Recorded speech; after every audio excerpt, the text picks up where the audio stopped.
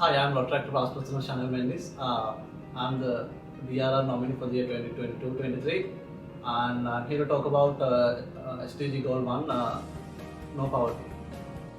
Eradicating all forms of poverty still remains one of the biggest challenges faced by humanity. Why do you think poverty is such a widespread issue? Yeah, when you talk about poverty, it's very important because when you take the entire population, they need to fulfill their basic needs such as food, healthcare, water, and education. So if they are not getting it, so it's a very major concern in the world. So when you take all the countries, this poverty issue is always there, and when you take stats from the entire population, 10%, let's say it's around 800 million. I would say that they're suffering from poverty.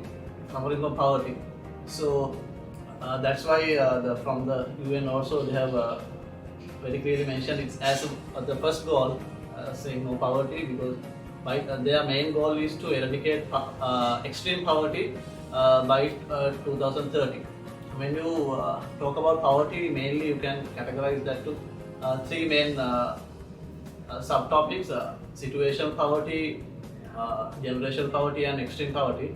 When you take situational poverty, that means let's say you are doing a job and suddenly you lose that job. So and you are facing a hard time to pay pay for your basic needs.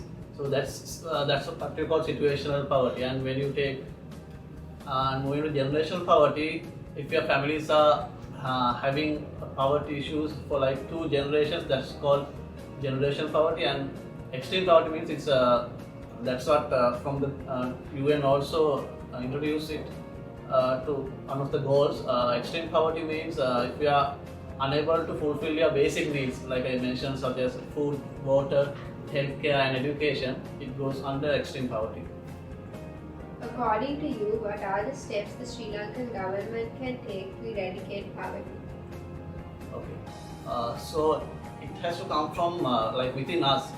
Let's say we can start building, having community kitchens in rural areas, and we can the government can approach all the municipal councils and to create a platform that the people around those areas come together and create those community kitchens in rural areas all around Sri Lanka.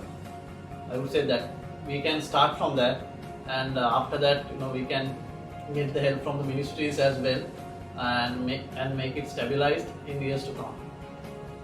How can we as members of volunteer organizations such as Rotaract contribute to achieve this goal? So government cannot do it all alone, because as volunteers, it's our responsibility to help the people around us, help the community around us. So if the government puts a program to initiate community kitchens, so as Rotaractors, as volunteers, what we can do is we can help them out. We can volunteer at those community kitchens, and help the people around us. And also, as Rotaractors, we can initiate separate programs in our local communities, and we can help the people around us.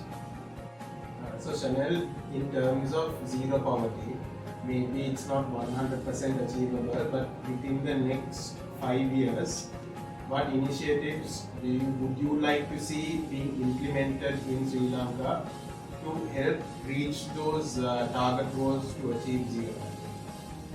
Like it's like you mentioned, it's very hard to achieve zero poverty within 5 years time or within 10 years time. But what we can do is we can help the people around us.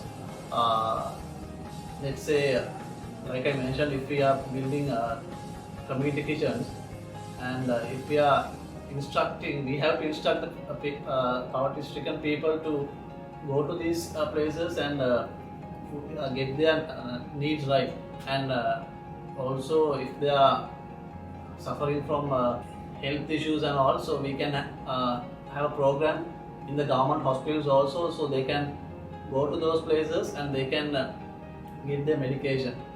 So yeah, likewise, as volunteers or as Rotaractors also, I would say within 5 years time, what we can do is we can get the full support from our youth and go to our communities and see who are suffering from this poverty, and whatever the programs or initiatives that we can take, we should take, and we have to help the people around us.